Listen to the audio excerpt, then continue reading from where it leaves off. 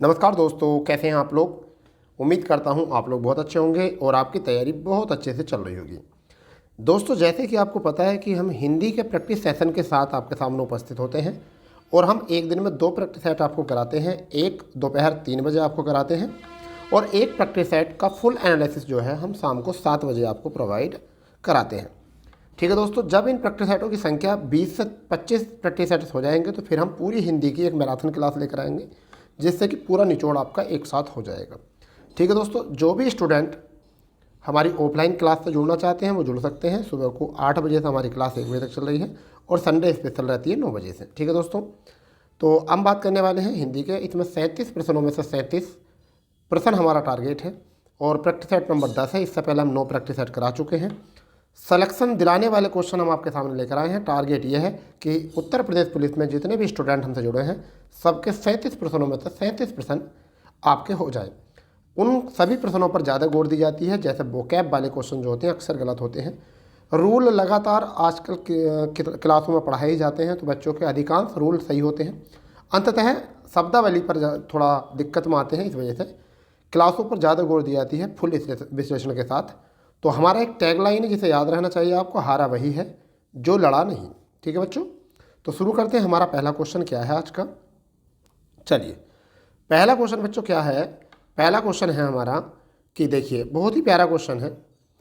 कक्षा 10 के छात्र ने अपना अनुपस्थिति दंड माफ, यानी कि वो अब्सेंट हो गया, अनुपस्थिति दंड माफ कराने के लिए प्रधानाध्यापक को पत्र लिखा। उसका यह पत्र किस वर्ग में आएगा। यानी कि जब कोई बच्चा पत्र लिखता है तो वो किस में आएगा। निमंत्रण पत्र में, आवेदन पत्र में, व्यावसायिक पत्र में या व्यावहारिक पत्र में। देखिए व्यापारिक में, तो देखिए निमंत्रण पत्र तो वह होता है जब हम किसी को अपने निजी सगे संबंधी को आमंत्रित करते हैं तो वो होता है निमंत्रित। ठीक है भाई। व्यावसायिक पत्र जो होता है वह होता है जब हम व्यवसाय के बारे में किसी को लिखते हैं, तो ये भी नहीं होगा। व्यापारिक वो होगा जब एक व्यापार से दूसरे व्यापार तक होता है। अब यहाँ करते हैं आवेदन। आवेदन होती है हमारी प्रार्थना, तो हम इसे कहेंगे आवेदन पत्र। तो मैं मानता हूँ कि आपको ये बात समझ में आ चुकी है। इसे प्रार्थना पत्र भी कहा जाता है। आवेदन का मतलब होता है निवेदन अथवा प्रार्थना भी करना। ठीक है बेटा। चलिए, पहला क्वेश्चन आपको पता चल चुका है। दूसरा क्वेश्चन बहुत प्यारा क्वेश्चन है और आपने एक और बात देखी होगी, हमारे क्वेश्चन रिपीट नहीं होते हैं। हमारे क्वेश्चन जो है रिपीट नहीं होते हैं। ठीक है। दूसरा क्वेश्चन है, आचार्य रामचंद्र शुक्ल द्वारा रचित हिंदी साहित्य का इतिहास का प्रकाश वर्ष क्या है। यानी प्रकाशन वर्ष कब यह प्रकाशित हुई थी। ऐसे क्वेश्चन आते हैं। मैं ये भी बताऊंगा कि इस पुस्तक का क्यों है ज़्यादा महत्व। इसमें हिंदी के साहित्य का इतिहास के बारे में जो प्रकाश डाला है किन्होंने, रामचंद्र शुक्ल जी ने डाला है। अब इनका प्रकाश वर्ष ये था, अगर हम प्रकाशन वर्ष अगर बताएं तो बच्चों इसका था 1929 में। कब था? 1929 में। इसे इस टाइम पर एक बात याद रखना, शारदा एक्ट और याद रखना 1929 में। ठीक है, वो याद रहेगा आपको। ठीक है। 1917 से अगर याद रखो तो इतिहास में याद रखना चंपारण अधिनियम। 1919 में याद रखो तो रॉलेट एक्ट कानून और काला कानून या फिर जलियांवाला बाग भी याद रख सकते हैं। 1918 की अगर हम बात करेंगे बच्चा तो यहाँ पर अहमदाबाद या आपको खेड़ा भी यहाँ याद रखा जा सकता है। ये मैं जीके की बात भी यहाँ से आपको बता के चल रहा हूँ। चलिए आगे चलते हैं। तीसरा प्रश्न क्या है, साधु आ रहे हैं। वाक्य में साधु का वचन निर्धारित कीजिए, यानी कि साधु का वचन निर्धारित कीजिए यहाँ पर। तो यहाँ पर है साधु आ रहे हैं और है पे लग रही है बिंदी, या देखिए है पे बिंदी लग रही है। जब कभी है पर बिंदी लगती है तो वो बहुवचन होता है। वो क्या होता है? बहुवचन। अगर है पे बिंदी नहीं होती तो फिर क्या होता है? एक वचन होता। तो यह क्या होता है? बहुवचन। तो हमारा आंसर क्या हो जाएगा बेटा? बी विकल्प इज द राइट आंसर। तो आपका हो जाएगा बहुवचन। ठीक है। चौथा प्रश्न क्या है बच्चा, ऊष्म व्यंजन क्या होते हैं। बड़े अच्छे से समझना है बेटा। ऊष्म व्यंजन क्या होते हैं? जिनके उच्चारण करते समय घर्षण पैदा हो या ऊष्मा की उत्पत्ति हो बोलते समय, तो उस समय पर हम क्या कहते हैं? उनको उष्ण व्यंजन कहते हैं। ठीक है। सॉरी, 3 प्रकार के व्यंजन आपको याद रखने हैं। एक होते हैं स्पर्शी व्यंजन, उनकी संख्या 25 होती है। स्पर्शी व्यंजनों की संख्या कितनी होती है? वो 25 होती है, जो 5 वर्गों में कन्वर्ट होते हैं। कै वर्ग, ठीक है, च वर्ग, ट वर्ग, तै वर्ग, पै वर्ग, ये होते हैं आपके 5 वर्ग। ठीक है। एक होते हैं आपके अंतस्थ व्यंजन जो 4 होते हैं, य, र, ल, व। ठीक है। एक होते हैं आपके उष्ण व्यंजन, तो वो होते हैं आपके स है। तो आपका ये वाला विकल्प जो था बिल्कुल करेक्ट था। ठीक है बेटा, तो यहाँ से आपको आंसर मिल चुका होगा। 5वें प्रश्न की तरफ चलते हैं। आपका प्रश्न है 5वां, शुद्ध वर्तनी का चयन कीजिए। शुद्ध वर्तनी का चयन करना है। अब देखिए अक्षण है, अक्षुण है, अक्षुण है, अक्षरुण ये है। तो आपको पता होगा किस तरीके का क्वेश्चन बनता है ये।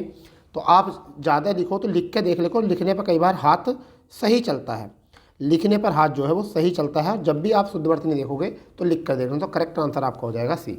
ठीक है, नेक्स्ट क्वेश्चन देखते हैं, हमारा नेक्स्ट क्वेश्चन क्या है। अब देखिए नेक्स्ट क्वेश्चन की तरफ चलते हैं, वो क्या है। ठीक है,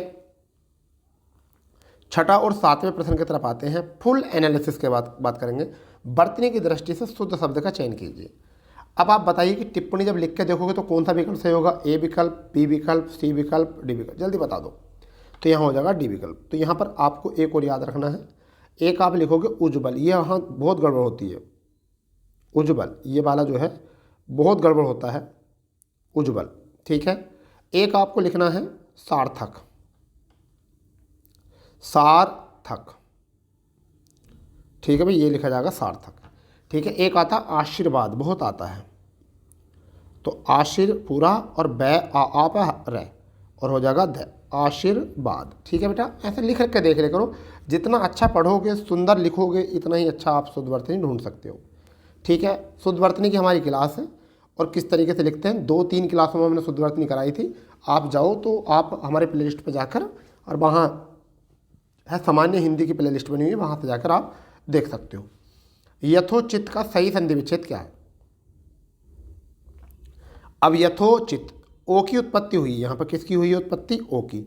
अब आप बस ये बता दो ओ किससे मिलकर बनता है, ओ किससे मिलकर बनता है, बस ये बता दो मुझे। तो ओ मिलता है बनकर आ और ऊ से, आ और ऊ से। यहाँ पर छोटा आ भी हो सकता है, ए भी हो सकता है, बड़ा ओ भी हो सकता है। इस पे देख लो क्या है, यथो नहीं होगा, आ है, ऊ है, अलग है, चित है, अलग दे रखा है। तो यहाँ भी देखो सातवें में अगर आपको बनता है तो ये भी नहीं होगा। ठीक है भाई, क्योंकि ऊ अलग होता ही नहीं है, तो क्या होगा, यथा प्लस के उचित। तो करेक्ट आंसर आपका हो जाएगा सी विकल्प। ठीक है बेटा, आप देखते हैं आठवां प्रश्न क्या है। ऋग्वेद का संधि विच्छेद क्या होगा, आपको पता होना चाहिए ऋग्वेद का संधि विच्छेद क्या होगा। ठीक है भाई, तो इसका बनेगा आपको पहला विकल्प देख लो, दूसरा देखो, तीसरा देखो, चौथा देखो, फिर उसके बाद हम बताते हैं। तो हमारा आपका आंसर जो हो जाएगा वो हो जाएगा आपका ऑप्शन नंबर ए, यानी कि ऋक प्लस के देव, फिर वेद, ऋक प्लस के वेद। ये कौन सी संधि है, ये व्यंजन संधि है बच्चा। ये कौन सी संधि है, ये व्यंजन संधि है। ठीक है, जब स्वर या व्यंजन के बाद कोई व्यंजन आने के बाद और वो व्यंजन का निर्माण करता है तो वो क्या हो जाता है, व्यंजन। अब ये क्या होता है, वर्ग के तीसरे में कन्वर्ट होना है यहाँ, यानी कि वर्ग का पहला ही नियम होता है, हमने पढ़ा रखी हिंदी, वर्ग का पहले का तीसरे में परिवर्तन। और ये तीसरे में परिवर्तन कब होता है, इसका रूल सुन लो। यदि कै, चै, टै, तै, पै, यानी कि प्रत्येक वर्ग का प्रथम वर्ण, प्रत्येक वर्ग का प्रथम वर्ण या स्वर तीसरे चौथे वर्ण के साथ या येरह लवय के साथ आ जाए, तो येरह लवय के साथ भी आ जाए तो वर्ग के तीसरे में कन्वर्ट हो जाता है। अगर मैं लिखूं अच प्लस के अंत तो क्या हो जाएगा, अजंत। दिक प्लस के गज तो लिखूं दिग्गज। ठीक है, और सत प्लस के वाणी तो हो जाएगा सदवाणी। सठ प्लस के दर्शन तो हो जाएगा सठ दर्शन। तो आप तो समझ गए होंगे, इतने सारे एग्जाम्पल मैंने बता दिए हैं आपको। अब क्वेश्चन नंबर आपका 9 है, 9 में है नेत्रहीन किस समास का उदाहरण है। नेत्रहीन, मैं आपको एक ऐसी ट्रिक बताने वाला हूँ अब यहाँ से, जहाँ से आपको कभी भी गड़बड़ नहीं होने की। नेत्रहीन तो नेत्रों से हीन।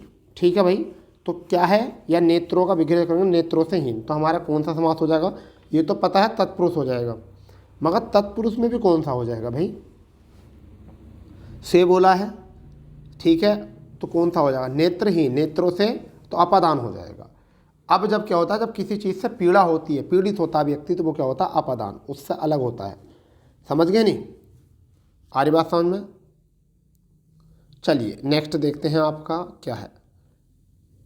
10वां प्रश्न क्या है, निम्नलिखित में से बहुब्रीहि समास किस में है। माता पिता, त्रिलोकी, जलचर, लंबोदर। बताइए जल्दी क्या आंसर है। ठीक है भाई, जलचर, जल्दी बताइए क्या है। उन्होंने पूछा किस में बहुब्रीहि समास है। अब आप कुछ लोग जो है गड़बड़ कर देते हो। देखिए माता पिता में द्वंद्व समास है, त्रिलोकी में द्विगु समास है, तो ये तो हो गया द्वंद्व का। ठीक है, ये हो गया द्विगु का। किसका हो गया, द्विगु का। ठीक है भाई, जलचर, जल और चल, ये भी द्वंद्व का हो गया, ये भी किसका हो गया, द्वंद्व का। ठीक है, द्वंद्व का हो गया। अब बचा क्या, लंबोदर। विग्रह क्या है बेटा, सॉरी जलचर तत्पुरुष समास का होगा, जल में चलने वाला। हाँ, तो ये तत्पुरुष का होगा बेटा। इसको थोड़ा सा दोबारा देख लेंगे क्योंकि थोड़ा सा मिस्टेक होगी। माता पिता में क्या हो गया, माता और पिता, तो और आ गया तो क्या हो जाएगा, द्वंद्व समास। कौन सा हो जाएगा, द्वंद्व समास। ठीक है। त्रिलोक में क्या हो जाएगा, त्रिलोक में द्विगु समास, क्योंकि संख्यावाचक विशेषण है तो द्विगु समास। ठीक है। जलचर में तत्पुरुष समास, क्या हो जाएगा, तत्पुरुष समास। लंबोदर में आपका बहुब्रीहि समास। विग्रह होगा उदार जिसका, सॉरी लंबा है उदार जिसका, अर्थात गणेश। तो किसको बता रहे हैं, ये गणेश जी को बता रहे हैं। ठीक है। तीसरा शब्द जो है वो क्या हो रहा है, तीसरा शब्द क्या हो रहा है आपका, ये हो रहा है जी आपका यहाँ पर तीसरा शब्द प्रधान हो रहा है। चलिए 11वें प्रश्न की तरफ चलते हैं। आगमन में उपसर्ग है आगमन, जल्दी बताइए क्या होगा आगमन में। हाँ जी बिल्कुल, बहुत बढ़िया, बहुत ही बढ़िया। तो इसका आंसर है आगमन। अब देखिए आ से बनने वाले क्या होते हैं। आ का मतलब क्या होता है, आ का मतलब होता है सीमा। आ का मतलब क्या होता है, सीमा। और समेत,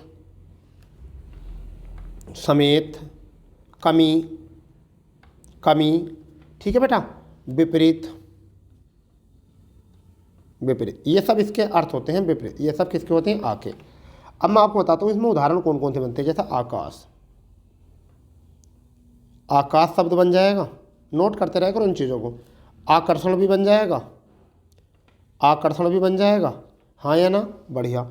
आक्रमण भी बन जाएगा, आक्रमण भी बन जाएगा इससे, हाँ या ना, बहुत बढ़िया। आचरण भी बन जाएगा, आचरण भी बन जाएगा। ठीक है भाई। आजीवन भी बन जाएगा, आजीवन। अब बताओ कितने मैं आपको उदाहरण दूं, ये बताओ। इतने तो दे दिए, ऐसे थोड़ा ही होता है, आप करो इसे अच्छे से। ठीक है भाई, बहुत बढ़िया। चलिए 12वें क्वेश्चन की तरफ चलते हैं। फुल एनालिसिस काम कर रहे हैं, फुल एनालिसिस। सरकार शब्द में कौन सा उपसर्ग है, बताओ जल्दी, कौन सा उपसर्ग है।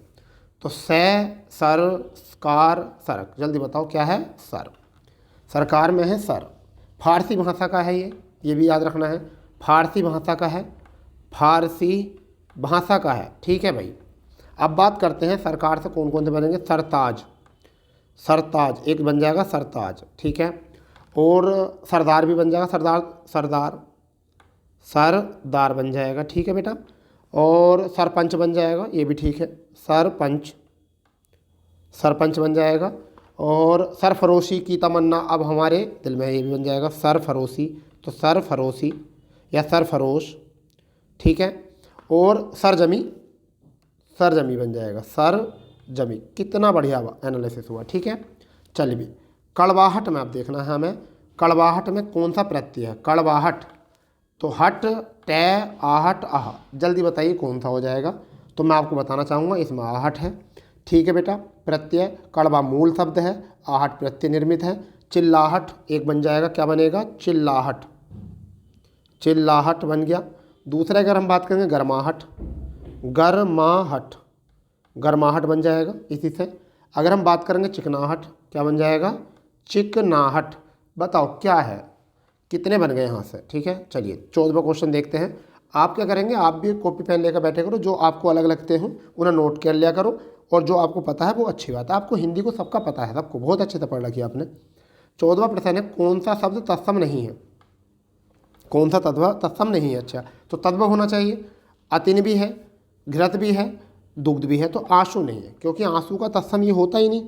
आंसू का तत्सम होता है आश्रु, क्या होता है, आश्रु। ठीक है भाई। तो ये हो गया इसका। चलिए अगर ये आपका ऐसा है तो आपको कुछ पता होना चाहिए, ठीक है, इनके बारे में। चलिए आगे देखते हैं। 15वां क्वेश्चन क्या है बेटा।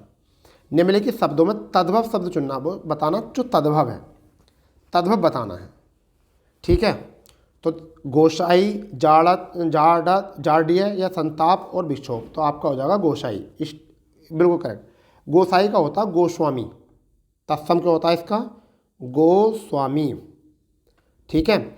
अब इसका मतलब ये सब तत्सम दे रखें, ये सब क्या दे रखे हैं, तत्सम दे रखें। तो जाड़िया, जाड़िया का तद्भव क्या होता है, जड़, सॉरी जाड़िया का मतलब होता है शायद जाड़ा, क्या होता है, जाड़ा। ठीक है। संतापन, संतापन, संतापन का मतलब होता है सताना, क्या होता है, सताना, सताना। ठीक है। चलिए विक्षोभ का क्या होता है, बिछो, यानी कि बिछो, 6 ओ और है, बिछो होता है। क्लियर भाई, सारे फुल एनालिसिस मिल रहा है ना आपको, ऐसा ही मिलेगा, ऐसा ही मिलेगा, टेंशन ना लो, ठीक है, ऐसा ही मिलेगा, ठीक है। थोड़ा सा एरर हो गया है, उसको थोड़ा समझ लेंगे, कोई दिक्कत नहीं। चलिए आगे देखते हैं। आपका जो है 16वां प्रश्न क्या है, ढीठ शब्द का तत्सम है। ढीठ शब्द का तत्सम क्या है, तो धृष्ट, ये हो गया। चलिए कोई बात नहीं, आगे देखते हैं नेक्स्ट में क्या है। 17वां क्वेश्चन क्या है, निम्नलिखित शब्दों में तद्भव शब्द नहीं है। नहीं भी पढ़े करो, नहीं है, और इसका मतलब 3 तो होंगे तद्भव, एक तद्भव नहीं होगा, ठीक है भाई, एक नहीं होगा। तो राजा शब्द जो होता है, राजा, राजा शब्द जो होता है तत्सम होता है। ये क्या होता है, तत्सम, ठीक है। राजा जो होता है तत्सम। राजा का जो तद्भव होता है वो क्या होता है, वो होता है राय। क्या होता है, राय। चाहे से गूगल करके देख लेना आप। किसान क्या है, तद्भव है। किसान का तत्सम जो होगा वो क्या होगा, कृषक। क्या होगा, कृषक। दाहिना तद्भव है, तो दाहिने का तक्ष वो क्या होगा, वो होगा दक्षिण। क्या होगा, दक्षिण। खेत का क्या होगा, क्षेत्र। खेत का क्या होगा, क्षेत्र। ठीक है भाई, सारे पता चल गए हैं। चलिए, अगर मैं चाहूँ तो यहाँ पर कुछ और भी बता सकता हूँ, ठीक है। चलो और लिख लो थोड़े से, चाहो तो और लिख लो। जैसा कन्नौज, कन्नौज का लिख सकते हो कन्याकुब्ज, कन्याकुब्ज, कन्याकुब्ज, ठीक है। खिड़की का खटिक्का, चिकने का चिड़ड़क। चोटी अच्छा है, चोटी का बहुत आता है, चोटी। चोटी का क्या होगा, जूटी का, जूटी का, ठीक है। नेक्स्ट, अच्छा रिपीट हो गया क्वेश्चन, छोड़ी। 18वां क्वेश्चन देखते हैं क्या है। कवि शब्द में कौन सी संज्ञा है, कवि में कौन सी संज्ञा है, तो कवियों की जाति होती है, बस जातिवाचक हो गया, ठीक है भाई। कवियों की क्या होती है, जातिवाचक। हरियाली शब्द में कौन सा संज्ञा है, हरियाली शब्द में तो हरियाली, भाव, फीलिंग बढ़ती है, विशेषण, तो क्या हो जाएगा, भाववाचक संज्ञा, ठीक है। चलो बहुत अच्छा। 20वां क्वेश्चन देखेंगे, अच्छा क्वेश्चन है, आपको बताना है। रेखांकित सर्वनाम का प्रकार चिन्हित कीजिए। कोई तो होगा जो तुम्हारी सहायता करे, जल्दी बताओ। पुरुषवाचक सर्वनाम, प्रश्नवाचक सर्वनाम, अनिश्चयवाचक सर्वनाम, निजवाचक सर्वनाम, जल्दी बताओ क्या है वो। तो ये अनिश्चयवाचक सर्वनाम होता है, कोई और कुछ दो होते हैं। ये कौन से होते हैं, एक तो होता है कोई, कोई, एक होता है कुछ, एक होता है कुछ, ये दो होते हैं। कुछ जो होता है वो वस्तुबोधक होता है, और कोई जो होता है ये प्राणी बोधक होता है। कैसा होता है, प्राणी का बोध कराता है। किसका बताता है, प्राणी का बोध। जबकि कुछ जो होता है वस्तु का, कि कुछ तो खा लो, इस तरीके से, ठीक है। 21वां क्वेश्चन क्या है हमारा, निम्नलिखित शब्दों में से विशेषण है। प्रपंच, सरपंच, पहुँच। 5वां विशेषण बताना। विशेषण वह होता है जो संज्ञा की विशेषता बताता है, ठीक है। तो यहाँ पर निश्चयवाचक विशेषण जो है वो 5वां है। कौन सा है, निश्चयवाचक संख्या, निश्चित संख्यावाचक विशेषण जो है वो क्या है आपका, ये क्या है, 5वां। निश्चित, निश्चित संख्यावाचक, निश्चित संख्यावाचक क्या हो जाएगा, 5वां, ठीक है भाई। 22वां क्वेश्चन क्या है वो देख लेंगे। मीरा जोर से हंसी, यह वाक्य किस क्रिया का समुचित उदाहरण है। अकर्मक, प्रेरणार्थक, द्विकर्मक, सकर्मक। बताओ जल्दी क्या है। अकर्मक तो हंसना, रोना, हंसना रोना, ये किस कैसे होते हैं, ये होते हैं अकर्मक। तो आपका क्या आ जाएगा, अकर्मक, ठीक है। जिसका प्रभाव कर्म पर ही पड़ता है उसे क्या कहते हैं, हम अकर्मक कहते हैं, ठीक है। चलो 23वां क्वेश्चन देखेंगे। वह लाचार है क्योंकि वह अंधा है। वह लाचार है क्योंकि वह अंधा है, वाक्य में कौन सा अव्यय है, वाक्य में कौन सा अव्यय, परिमाणवाचक, संबंधवाचक, संकेतवाचक, कारणवाचक। बताइए क्या है। वह जोर क्या है, वह लाचार है क्योंकि वह अंधा है, इसमें क्या है, क्योंकि शब्द है, अव्यय क्या है, क्योंकि। अब क्योंकि है क्या, ये भी पता होना चाहिए। तो कारणवाचक अव्यय है, कैसा है भैया, कारणवाचक अव्यय। जो कारण को बताते हैं वो कौन से होते हैं, कारणवाचक अव्यय होते हैं। 24वां प्रश्न है, निम्न में अव्यय है। भारत संज्ञा है, श्याम संज्ञा है, आहा दक्षिण। तो आपका जल्दी बताओ इसमें क्या हो जाएगा, जल्दी बताओ इसमें क्या हो जाएगा, ठीक है भाई। तो जो हर्ष उल्लास वाली चीज़ें बताते हैं वो होता है आह, और ये क्या होता है, विस्मय आदि बोधक, विस्मय आदि बोधक अव्यय होता है बेटा, समझ लो इसको अच्छे से। 25वां और 26वां प्रश्न दोनों देखेंगे। आग शब्द का पर्यायवाची है। आग शब्द का, अब मैं सारे पर्यायवाची बताऊंगा जो भी इसमें विकल्प हैं। तो आग का पहला ऑप्शन है पुंडरीक, फिर है वैश्वानर, सैंधव और शक्र। तो देखिए आग का पर्यायवाची क्या है इसमें। आग का पर्यायवाची जो है इसमें वैश्वानर है। कौन सा है? वैश्वानर। तो बेटा सबसे पहला आग के पर्यायवाची लिखो आप। आग के पर्याय सबसे पहला अनल, क्या लिखेंगे? अनल। आप लिखते रहो, मैं बोल रहा हूँ। अनल। फिर है पावक, क्या होता है बेटा? पावक, पावक। फिर होता है वायु शाखा, वायु की शाखा यानी वायु का मित्र होती है आग, ठीक है, वायु शाखा, ठीक है। पवित्र होती है आग, पावक का मतलब होता है पवित्र, तो इस वजह से क्या कहते हैं? पवित्र होती है, पावक होती है, इसी वजह से इसके साथ फेरे लेते हैं अग्नि को साक्षी मानकर। दहन, ये जला देता है, दहन, दहन क्या है? जला देता है, इस वजह से कह देते हैं। बेसवा नर यानी कि नरों का बेसव कर लेता है, कृष्णाणु कृष्ण का नाश कर रहा है। हुतासन जातदेव, ठीक है, हुतासन जातदेव, तो हुतासन जातदेव हो गए क्लियर। पुंडरीक जो होता है, पुंडरीक बेटा किसका होता है? कमल का होता है। किसका होता है? ये कमल का होता है पुंडरीक, क्लियर, ठीक है। सैंधव जो होता है वो किसका होता है? घोड़े का होता है। किसका होता है? घोड़े का, घोड़े का जो होता है सैंधव होता है। शक्र जो है आई डोंट नो, ठीक है, शक्र का मुझे नहीं पता है, ठीक है, या तो ये शब्द गलत है या फिर मुझे नहीं पता है, यही बातें हो सकती हैं, ठीक है भाई। धूसर पर्यायवाची, धूसर का पर्यायवाची क्या है? तो धूसर का पर्यायवाची बताना है आपको क्या है? खनक, सदन, बेसर, गजबदन। बताएंगे क्या है धूसर का। तो धूसर का मतलब होता है बेसर, क्या होता है बेटा? बेसर होता है, ठीक है, ये आपको याद रखना है। गजबदन जो कहते हैं वो गणेश का होता है, सॉरी बेसर शायद एक बार। सदन जो होता है वो घर का होता है, किसका होता है? घर का होता है। गजबदन जो होता है वो गजबदन गणेश का, किसका होता है? गणेश का, गणेश, गणेश का होता है। खनक जो होता है वो चोर का होता है, खनक जो होता है वो किसका होता है? चोर का होता है। तो हमारा क्या आ गया? बेसर आ गया। असीम का विलोम क्या है? तो असीम जहाँ भी ए आता है वो क्या बन जाता है? स बन जाता है, स्वतंत्रता, तो हो जाएगा ससीम। असीम का क्या हो जाएगा? ससीम। प्ले लिस्ट बना दी है, प्ले लिस्ट में हिंदी की, में प्ले लिस्ट में जाकर देखो, मैंने हिंदी में विलोम भी ट्रिक से बता रखे हैं कि कैसे हम ट्रिक से विलोम याद कर सकते हैं, ठीक है भाई। 28वां प्रश्न है भोगी का विलोम क्या है?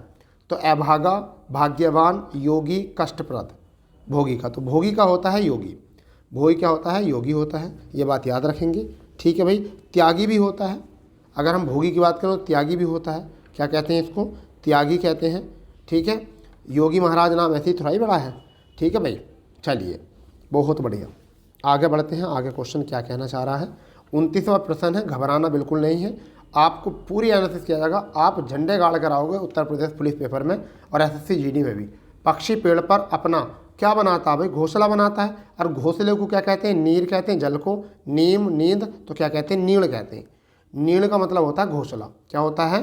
घोंसला, घोंसला किसका होता है? ये नीड़, नीड़ को कहते हैं, ठीक है भाई, बहुत बढ़िया। नीम का पौधा होता है, नींद तुम्हें पता ही है सोने की क्रिया होती है, ठीक है। नीर माने क्या होता है? जल होता है। 30वां क्वेश्चन देखने वाले हैं हम, अपने फिर डैश डैश के लिए लड़ना होता है, सतत्व के लिए, स्वत्व के लिए, सम्मति के लिए, सम्मत के लिए। जल्दी बता दो क्या है यहाँ पर। तो यहाँ होता है अपने स्वतत्व के लिए, यानी कि ऑप्शन नंबर बी, स्वतत्व के लिए लड़ना होता है, स्वतत्व के लिए, स्वतंत्र के लिए। इसका मतलब क्या होता है भाई? स्वतंत्र मतलब अपने धर्म के लिए, जहाँ अपना धर्म बचाने के लिए, ठीक है। चलिए 31वां प्रश्न बहुत इंपॉर्टेंट प्रश्न है, जो क्षमा करने योग्य नहीं है, जो क्षमा करने योग्य नहीं है उसे क्या कहते हैं? जो क्षमा करने योग्य नहीं होता उसे कहते हैं अक्षम्य। क्या कहते हैं? अक्षम्य। सक्षम वो होता है जो किसी कार्य को करने में होता है। निर्गुण वो होता है जो गुणवानी होता है, निर्गुण, ठीक है, सॉरी निर्गुण वो होता है जो जिसे गुणों से परे की सोचता हो। अदम्य जिसका दमन न किया गया हो, जिसका दमन न किया गया हो, और जिसका दमन किया गया हो उसे कहते हैं दमित। तो यहाँ आगे देखो, जिसका दमन किया गया हो उसे कहते हैं दमित, तो ये भी मिल गया देखो यहाँ पर ही, ठीक है। 33वां प्रश्न देखने वाले हैं हम, क्या है? बड़ा प्यारा प्रश्न है, बांझ किया जाने प्रसव की पीड़ा, मतलब जिसका कोई बच्चा ही नहीं होता वो बच्चा होने की दर्द को कैसे जानेगा, इसका मतलब ये है, ठीक है भाई। तो इसमें है दूसरों का दुख दर्द नहीं समझना, सहानुभूति नहीं दिखाना, संतानहीन होना, जिस पर बीतती है वही जानता है, ठीक है भाई। तो इसका क्या है? जिस पर बीतती है उसको जानता है। बांझ क्या जानेगी? जब उसका कभी बच्चा ही नहीं हुआ तो वो कैसे जानेगी प्रसव की पीड़ा, कि कितना दुख होता है बच्चे को जन्म देते समय। 34वां प्रश्न है भई गति सांप छछूंदर केसरी। वाह भाई वाह, बहुत ही बढ़िया। क्या है इसका? भई गई सांप छछूंदर केसरी, यानी कि दुविधा में पड़ना है विकल्प नंबर डी। बहुत बढ़िया। 35वां प्रश्न हमारा क्या है? बहुत प्यारा प्रश्न है। मिश्र वाक्य बताना है।